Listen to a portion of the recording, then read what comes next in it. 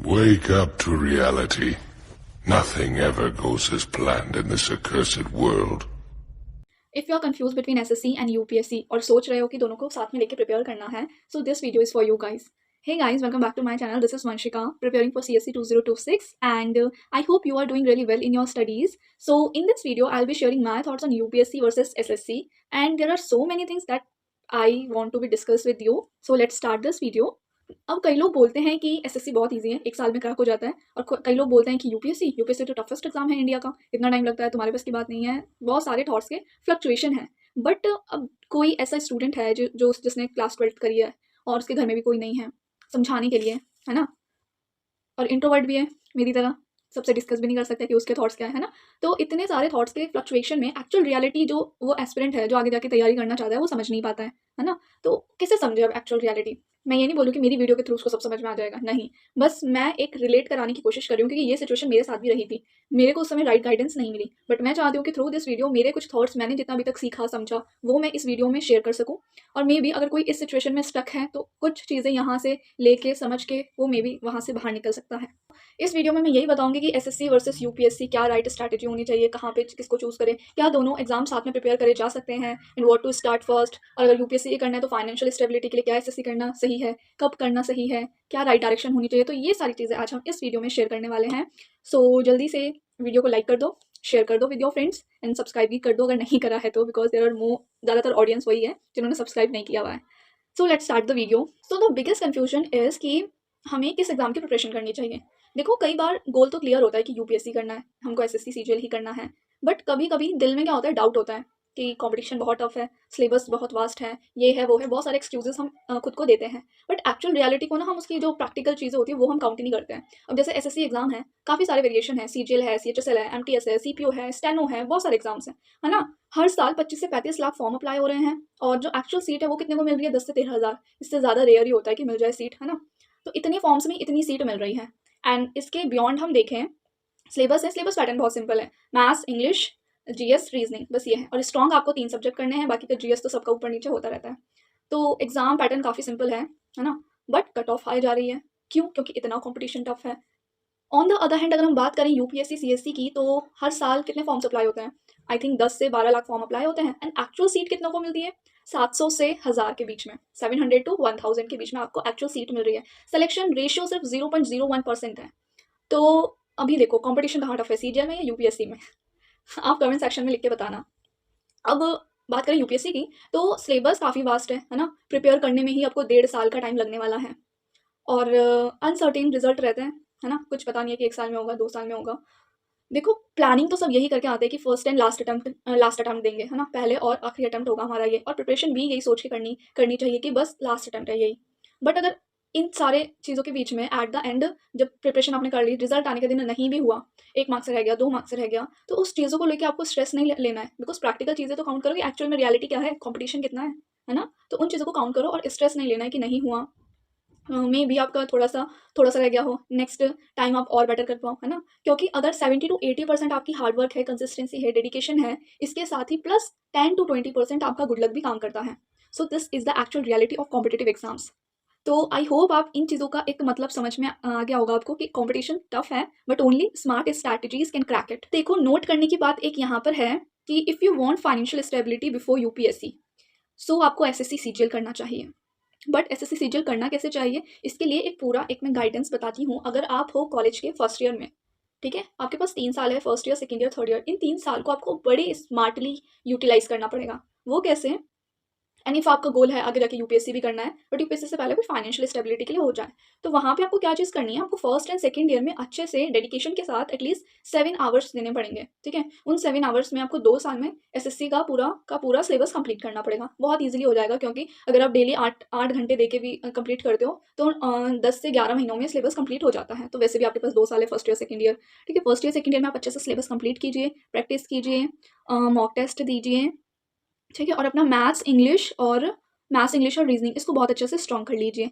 Plus क्योंकि आपको आगे जाके यूपीएससी भी देना है, तो आप क्या कीजिए, आप इन 2 सालों में एनसीईआरटीज़ को बहुत अच्छे से फिनिश कर लीजिए. एनसीईआरटीज़ एटलीस्ट आपने 4 to 5 बार उसको पढ़ चुकी हो आप, लाइन टू लाइन, है ना? आपको इन 2 सालों में यूपीएससी का जो सिलेबस है उसको एकदम कंठस्थ कर लेना है। यानी कि इतना अच्छे से आपको आना चाहिए, अगर आपको कोई बोले कि जीएस 1 का सिलेबस क्या है, तो आप वहाँ खड़े होके उसको एकदम बता पाओ कि हाँ, ये सिलेबस है। तो आपको सिलेबस अच्छे से पता होना चाहिए। प्लस आपको पीवाईक्यू के थीम अच्छे से पता होने चाहिए कि ये थीम रिपीटेड है, ताकि कहीं भी आप उस टॉपिक को देखो तो आपको पता चल जाए कि ये तो यूपीएससी में पूछा जा रहा है।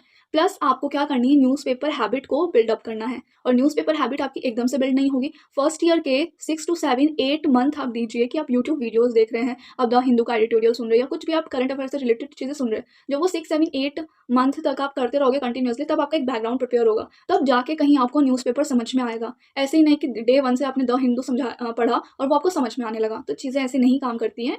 आपको 6 7 8 मंथ्स देने पड़ेंगे उसमें थ्रू वीडियो, एंड उसके बाद आप करिए प्रिपेयर, ठीक है? तो वो 2 चीज़ मैंने बताई। एसएससी के लिए आपको सिलेबस कंप्लीट कर लेना है फर्स्ट एंड सेकंड ईयर में, एकदम प्रैक्टिस मोड पे आ जाना है। बहुत अच्छे से अपने 3 सब्जेक्ट प्रिपेयर कर लेने हैं। और यूपीएससी के लिए आपको एनसीईआरटीज़ कंप्लीट करना, और याद रखिए जो आप एनसीईआरटीज़ कंप्लीट करेंगे ना, वो आपको एसएससी में भी काम आएगी, क्योंकि जीएस सेम ही है, जीएस नहीं बदलता है। एंड एसएससी काफ़ी फैक्चुअल क्वेश्चन पूछती है, डायरेक्ट क्वेश्चन पूछती है। अभी तो धीरे-धीरे खैर मेंस में थोड़ा-सा कॉम्पिटिशन हाई होने लगा है जीएस का भी, बट ठीक है। तो यूपीएससी के लिए NCERTs plus PYQ and syllabus plus जो आपकी न्यूज़पेपर हैबिट होगी उसको बिल्डअप करना है। तो ये 2 चीज़ें आपको करनी है फर्स्ट ईयर सेकंड ईयर में। अब आप आ जाते हो थर्ड ईयर में। थर्ड ईयर में जस्ट आपको क्या करना है, जो आपने एसएससी का सिलेबस कंप्लीट कर लिया है, और एकदम आपको प्रैक्टिस मोड पे आ जाना है कि आपको ज़्यादा से ज़्यादा क्वेश्चन सॉल्व करने हैं, एमसीक्यू लगाने हैं। ठीक है? तो ये 3 साल में आपका एसएससी सीजीएल का बेस बहुत अच्छा रेडी हो जाएगा। अब इन 3 सालों में आप कॉन्फिडेंस बिल्डअप के लिए क्या कर सकते हो, आप एसएससी सीएचएसएल का एग्ज़ाम दे सकते हो, एमटीएस दे सकते हो, जीडी दे सकते हो, बिकॉज़ एग्ज़ाम सेंटर में जाने के बाद आप जब वहाँ एग्ज़ाम देते हो, तो उससे आपका अलग ही कॉन्फिडेंस हाई होता है। ठीक है? तो अभी ये 3 साल अच्छे से आपने प्रिपरेशन कीजिए, प्रिपरेशन कर ली है। अब आ गए हो, आपकी ग्रेजुएशन कंप्लीट हो गई है। अब आपके पास हैं 2 ऑप्शंस, है ना? क्योंकि एसएससी के लिए भी और यूपीएससी के लिए भी क्या चाहिए, ग्रेजुएशन चाहिए। तो आप एसएससी सीजीएल के लिए जाइए, एग्ज़ाम दीजिए, क्योंकि 3 साल आपने रगड़ के मेहनत करी है। 2 साल में आपने सिलेबस कंप्लीट किया, 3 साल पूरा 1 साल है आपके पास प्रैक्टिस करने के लिए, तो आप सीजीएल के लिए जाइए एंड डेफिनेटली आपका हो जाएगा। और वही मैंने कहा एक चीज़ कि मेहनत ऐसे करनी है कि फर्स्ट अटेम्प्ट में हो जाए, और अगर नहीं हो रहा है तो उसको लेके फिर स्ट्रेस भी नहीं लेना है, ठीक है?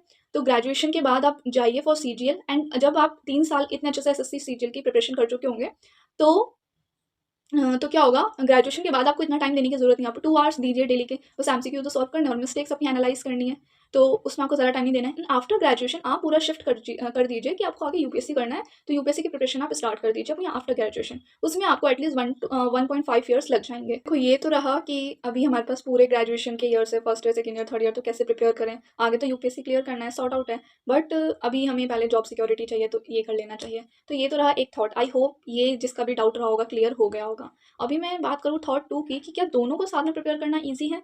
तो इट इज़ नॉट पॉसिबल। ये बहुत ज़्यादा ही हेक्टिक होने वाला है आपके लिए, क्योंकि क्या होता है ना, आपका कुछ भी प्रिपेयर नहीं है, ना इधर ना उधर, तो आप दोनों को साथ में लेके सिलेबस कर रहे हो। अभी एक चीज़ का सिलेबस करने में आपको 6-7 आवर्स लग रहे हैं, है ना? अगर आप एवरेज स्टूडेंट हो तब मैं बता रही हूँ। अभी जिनकी इंग्लिश अच्छे, तो उनको तो इंग्लिश प्रिपेयर करने की ज़रूरत नहीं है, रीजनिंग भी इतनी कोई हाई-फाई आती नहीं है, थोड़ा-सा मैथ्स पे ध्यान देना है, थोड़ा बहुत जीएस पे। तो इस तरह की चीज़ें हैं, आप साथ में प्रिपेयर नहीं कर सकते हो। प्लस एक और चीज़ थी, ठीक है? तो आप ना चीज़ों को साथ में प्रिपेयर नहीं कर सकते हो, क्योंकि साथ में प्रिपेयर करने के चीज़ों के अपने-अपने प्रॉस एंड कॉन्स होने वाले हैं। कुछ पॉजिटिव इम्पैक्ट भी होंगे, कुछ नेगेटिव इम्पैक्ट भी होंगे। फॉर एग्जांपल, अगर आप साथ में प्रिपेयर कर रहे हो, तो पहला पॉजिटिव इम्पैक्ट तो होगा, क्या पता आपका एग्जाम क्लियर हो जाए, है ना? तो एक फाइनेंशियल स्टेबिलिटी आपको मिल जाएगी, है ना? वो इनसिक्योरिटी नहीं होगी। सेकंड थिंग कि थोड़ा-सा आपका कॉन्फिडेंस बिल्डअप हो जाएगा। इतने सारे एग्जाम सेंटर पे जाके अपना एग्जाम दिया, तो थोड़ा-सा कॉन्फिडेंस लेवल भी हाई हो जाता है। अगर मैं इसकी कॉन्स की बात करूँ, तो वो मुझे ज़्यादा दिखाई दे रहे हैं। कॉन्स की बात करूँ, तो जो आपका फ्री टाइम होगा वो बहुत सफ़र करेगा, है ना? अब फ़ोकस के साथ जो पढ़ाई होती है ना, वो थोड़ी-सी आपकी वो वाला जो ग्राफ है वो नीचे जाएगा। प्लस दूसरी चीज़ मैं कहूँगी कि स्ट्रेस लेवल आपका बहुत बढ़ जाएगा, क्योंकि अगर एग्ज़ाम्स क्लियर नहीं हो रहे होंगे, तो वो अपने आप में एक आपके अंदर से सेल्फ डाउट पैदा करेंगे। ये एग्ज़ाम नहीं हो रहा है, ये नहीं हो रहा है, तो क्या हम इसके लिए सही हैं, है ना? तो सेल्फ डाउट खुद के अंदर आने लगता है, जिसकी वज़ह से पूरा का पूरा नेगेटिव एनवायरनमेंट आपके आस-पास क्रिएट हो जाता है। तो आई थिंक मुझे लगता है कि इसके कॉन्स ज़्यादा हैं कि साथ में प्रिपरेशन करने के, अगर आप एक एवरेज स्टूडेंट हो, ठीक है? सब big red flag from my side. तो एक काफ़ी बड़ा रेड फ्लैग मैं इसको बोलूँगी। तो साथ में प्रिपरेशन तो मत करो, वैसे ही करो कि पहले एक एग्ज़ाम का बेस स्ट्रॉन्ग कर लो और उसके प्रैक्टिस मोड पर आ जाओ, फिर आप दूसरा एग्ज़ाम टारगेट कर सकते हो, क्योंकि पहले वाले एग्ज़ाम में तो आप प्रैक्टिस मोड पे हो ना, तो वहाँ पे इतना टाइम नहीं देना है। फर्स्ट वाले एग्ज़ाम पे ज़ीरो से तैयारी स्टार्ट करनी है, ठीक है? और रही बात प्रिपरेशन की, एक यहाँ पे मैं एक और चीज़ क्लियर कर देती हूँ। ये मे बी कुछ लोगों को पता हो, कुछ को ना पता हो। जो अभी मतलब नए-नए प्रिपरेशन में आए हैं, उनको नहीं पता होगी कि बहुत सारे ऐसे यूट्यूब पे व्यूज़ पाने के लिए, रीच पाने के लिए ऐसे आते हैं कि जैसे सीजीएल की मैं बात करूँ, कि 2 महीने में कंप्लीट, मैथ्स कंप्लीट, जीएस 3 महीने में कंप्लीट, हिस्ट्री कंप्लीट हो रही है 2 घंटे में। तो इस तरह की काफ़ी वीडियोज़ आती है, तो मैं कहूँगी जो न्यू एस्पिरेंट्स हैं वो इस तरह की वीडियो से बचें। आप आराम से टाइम लेके अपना सिलेबस कंप्लीट कीजिए। बिकॉज़ क्या होता है ना, जो एग्ज़ाम है वो ये नहीं है कि सिलेबस आप कितने टाइम में कंप्लीट करो, आप 2 घंटे में कंप्लीट करो, आप 2 महीने में कंप्लीट करो। Syllabus is not about this.